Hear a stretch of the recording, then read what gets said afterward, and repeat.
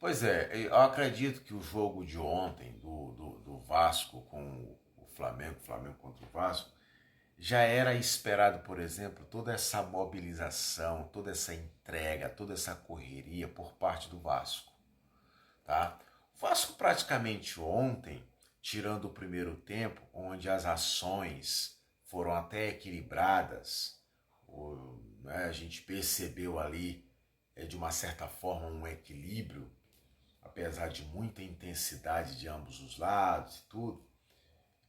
Mas o segundo tempo já demonstrou outra coisa, né? O segundo tempo aconteceu, acredito eu, aquilo que é, se espera de um Flamengo e um Vasco. Flamengo muito por conta do seu elenco, não é? E o Vasco muito por conta da sua limitação por conta do material humano e da condição técnica. O que foi o jogo do Vasco no segundo tempo? Chutão lá pro Ryan para ele correr. Então o Vasco jogou por uma bola, né? Tava jogando por esta bola.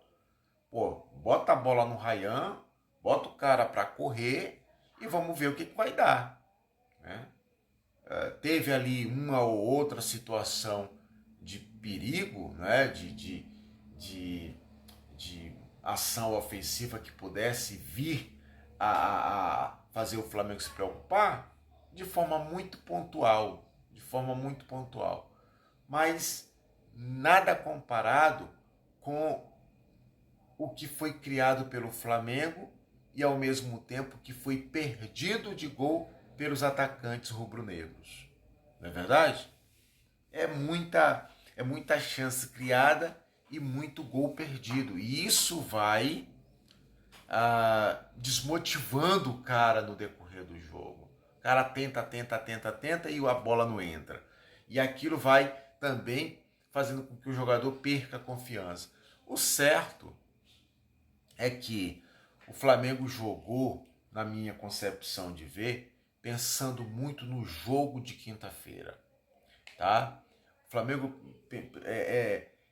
quando termina o jogo na quinta-feira contra o Estudiantes e considerando todo o contexto do que aconteceu, a gente percebe claramente que o jogo de domingo contra o Vasco ia ser um jogo, como foi e sempre será, importante, mas que o Flamengo não ia se mobilizar da mesma forma como vai se mobilizar, como vai se entregar no jogo de quinta-feira próxima contra o Estudiantes. Assim eu tô vendo, assim eu vi, ok? Tá certo? Então, enquanto esse jogo para o Vasco seria o jogo do ano, o jogo da sua vida, ou o jogo a ser jogado até então, para o Flamengo ia ser apenas mais um jogo o qual ele teria que cumprir uma partida, fazer uma partida, mas pensando principalmente lá na frente, que seria ou que será a partida contra o Estudiantes. Ah, mas então tu quer justificar o tropeço do Flamengo contra o Vasco por conta do jogo que vai acontecer contra o Estudiantes? Não necessariamente.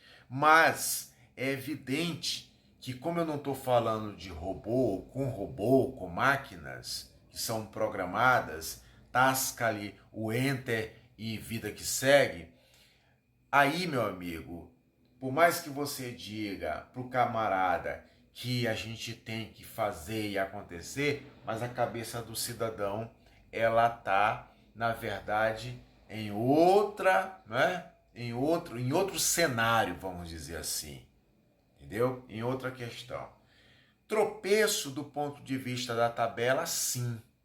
Entendeu? Do ponto de vista da tabela, sim, porque agora é só um ponto de diferença. 51 pontos, o Cruzeiro com 50 e o Palmeiras com 49, né? falando nisso, que tabela, né? Que tabela do Brasileirão, que disputa, que algo que eu já venho falando há muito tempo, né? E eu até já também fiz vídeo dizendo que esses times, eles não perdem. O Flamengo ontem tropeçou contra o Vasco, mas não perdeu. Para o campeonato foi excelente, para o Flamengo nem tanto. Mas eu não acredito que isso vai ser à tona. Então você vê, o Flamengo vai jogar contra o Corinthians no próximo final de semana, no outro domingo, fora de casa. O Cruzeiro vai jogar contra o Vasco em São Januário, fora de casa. E o Palmeiras vai pegar o Bahia, fora de casa. O que acontece? Eu fico aqui me perguntando. Será se o Vasco vai jogar com todo esse ímpeto de vontade, de determinação, de garra, de mobilização contra o Cruzeiro como jogou contra o Flamengo?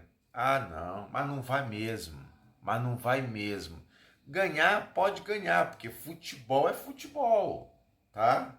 Pode ganhar, claro, pode ganhar, lógico, mas não vai ser ou não vai ter esse mesmo ímpeto, não é essa mesma mobilização. E outra, a gente não pode também esquecer que o Cruzeiro, quando for jogar com o Vasco, o Cruzeiro vai jogar buscando a liderança. Então o Vasco vai ter um baita de um desafio, que é ganhar do Cruzeiro mesmo jogando sobre os seus domínios, né? Sob os seus domínios. Então vamos ver. E o Flamengo, voltando para esse jogo aí do Vasco, ele também entrou com um time reserva. Isso aí é mais uma prova, é mais uma vamos dizer assim, evidência que o Flamengo está pensando basicamente nesse jogo de volta contra o Estudiantes. E você vê que quando o Flamengo coloca também, faz as substituições, que entra o Pedro, que entra o Arrascaeta, o Flamengo cria imensamente. É tanto que os dois entraram e já teve aquela bola ali no trave, né? Do Saul, e o Pedro já estava ali no rebote, mas não conseguiu. Ou seja, o time ganhou ainda mais volume de jogo, ganhou ainda mais criação, mas é aquele negócio. Tem partida, tem jogo, meu amigo, que você pode jogar o dia todinho, mas é o dia que a bola não entra e aí não tem jeito, não tem para onde correr. Para mim foi o que aconteceu ontem no jogo contra o Vasco. Se bem que as chances criadas não foram chances tão assim reais a ponto de você imaginar que poderia se transformar em gol claramente, né? Mas, como eu falo, paciência, o que vale é bola na rede. Se não tem bola na rede, esquece. Beleza? Vamos acompanhar, vamos seguir acompanhando, porque a coisa está ficando, de fato, falando de Brasileirão, bem emocionante, viu? Quem é que se atreve a dar os palpites da vez, dizendo quem vai ser o campeão? Hein?